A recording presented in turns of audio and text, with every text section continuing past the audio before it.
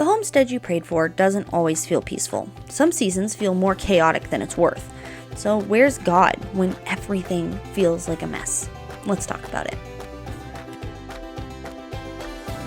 Are you a mom who dreams of that homestead life you see on Instagram? Who feels called to Christian homemaking? You feel like you'd need an extra 12 hours in your day, along with another set of hands, just to make your home work the way you know it could. Welcome to Simply Living Homestead. I'm Amanda Carlin, wife, mama, homemaker, and milkmaid. I've learned the secret to simplifying my time and homestead so my homemaking supports my family instead of exhausting me, and it makes room for the moments that truly matter. If you're ready to get time back in your day, manage your home with confidence, grow in your homesteading skills, and train your children in the way they should go, grab your pitchfork and planner, friend. Let's get to work. Are you getting Simply Living Homestead's emails in your inbox? Each week, we share encouragement and tips to help you run your homestead smoothly.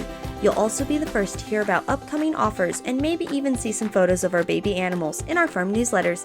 Go to simplylivingHomestead.com/newsletter to get signed up, or click the link in the description box below. Welcome back to the homestead. Today is a heart episode.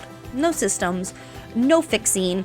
We're going to be talking about faith. Faith in the messy middle of building a homestead.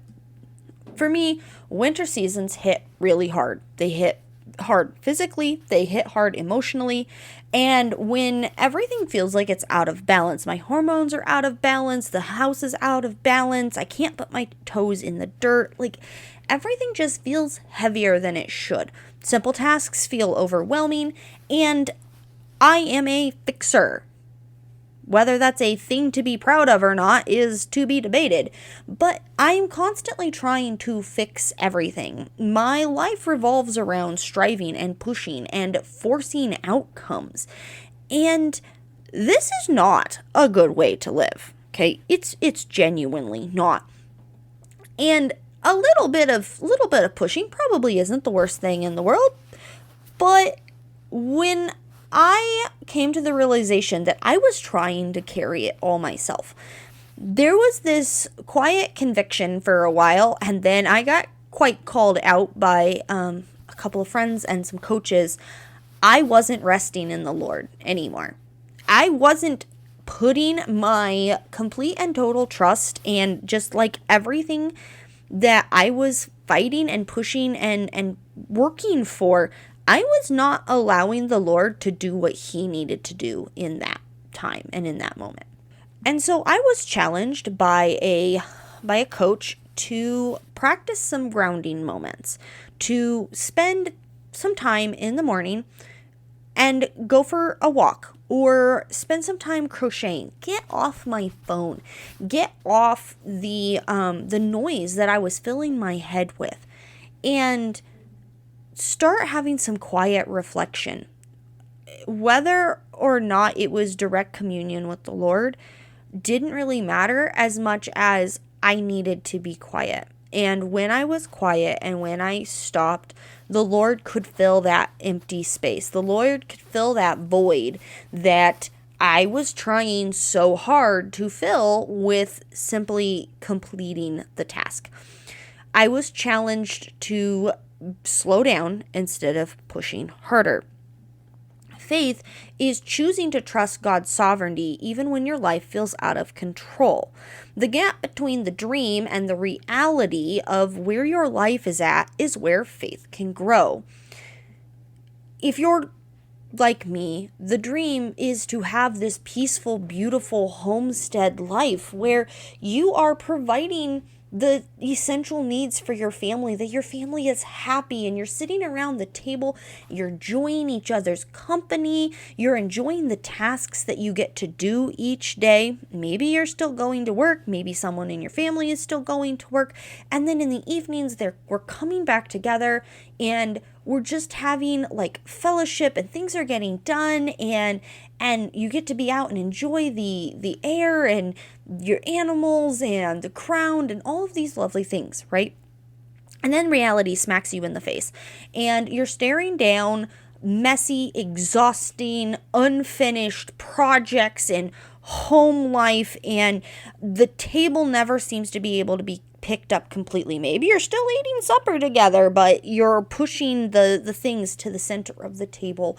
The toys aren't being picked up. You're not putting your projects away. There's half a dozen projects on the farm that you've tried to do, and just nothing is getting finished. And that tension doesn't mean that you're failing, though Satan wants us to believe that lie. It could be that this is exactly where God is working on your heart, on your home, and on the projects that you feel called to do. Faithfulness matters so much more than perfection. We often think that if I could just get it together, then I can go to God, or then I can rest, or then I can, serve somewhere else, or, all these things. If I could just do, then I will be. And the truth is, God isn't waiting for you to fix it first. He will fix it for you. And I have found this so much to be true in my own life, that I try so hard to fix things. I try so hard to make the things work. And that's not what God is asking of us. He's asking us to show up in obedience. He's not asking us to fix everything or control everything. Obedience often happens in the small, messy moments. And showing up imperfectly still counts. You're showing up. You're doing what was asked of you, whether or not the outcome is what you wanted when everything went together, right? Good things can become idols. The homestead, the projects, the calling, the homemaking, focusing on doing the work than walking with God is an idol. It doesn't matter what it is. It doesn't matter how good or righteous or noble the act or the calling is. If it takes precedence over God, it's an idol, and it needs to be put back in its proper place. And for me, that's really something that kind of like, baseball bat to the head to me, wasn't even that long ago. And you know what? It's probably going to have to hit me a few more times. I don't know if I'm going to learn this in its completeness, but I do know that it's true. I had to ask myself, where is my focus actually sitting right now? Where is it actually sitting right now? And the truth is that it was setting more towards the tasks versus trust in the one who gave me those tasks. And so I'm going to ask you the same question. Where's your focus actually sitting right now? What are you actually focusing on? Are you focusing on God the Father? Or are you focusing on everything that has to happen right now? Because you've got a lot of things on your plate and you're doing a good job at them, but there's a good chance you don't feel like you are.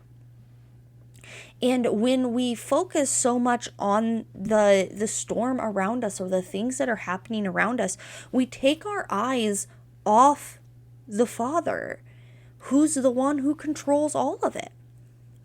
You don't have to fix everything today. You don't have to fix everything tomorrow or next week or next month. Things are going to keep coming up.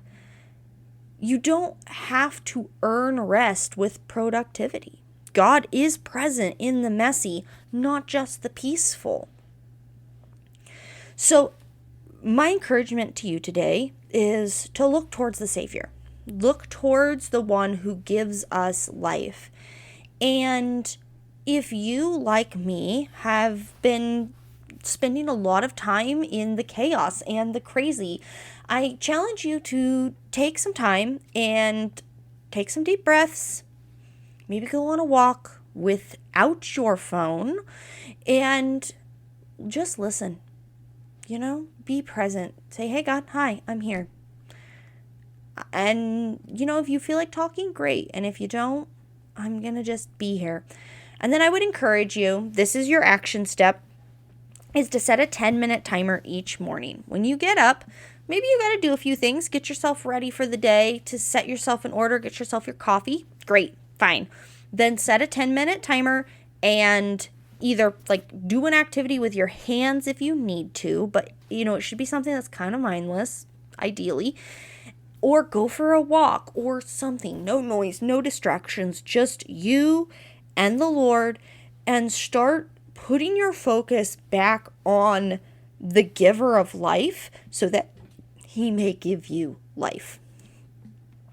If you want to join me in this commitment, I would encourage you to come over to the community and share your commitment to 10 minutes of quiet reflection in the morning. Share what activity you're going to do. I'm going to crochet in the morning if it's raining, and I'm going to go for a walk if it's not.